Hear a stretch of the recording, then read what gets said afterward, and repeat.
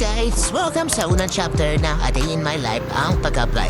Sa kaya naglalakad ako papuntang sakayan kasi pupunta ako sa applyan ko.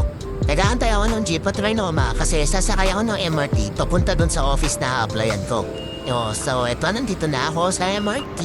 Eto, tamang papogi lang habang nag-aantay ng tren. Piling pogi ka naman masyado. So, eto na nga. Nakababa na ako niyan. Nasa Guadalupe Station na ako. At pagbaba ko ng Guadalupe ay mag-move it ako papuntang office. So nandito na nga ako, hindi ko na nabidyan pero paugi na naman si kuya mo. So ito, tapos na ang initial interview ko. Tapos nag-lunch time kaya kakain muna tayo guys. Ayan, kain muna ako. Tapos natapos na yung interview ko ng hapon at sabi tatawagan na lang daw ako. Na ang ibig sabihin ay hindi ka pumasta. Gusto ka lang talaga nilang umasa ka. So nakita muna kami ng aking Bebe Labs kasi kakain kami. Ito, 6:21 na nun. At eto na kami, yun lang. Bye!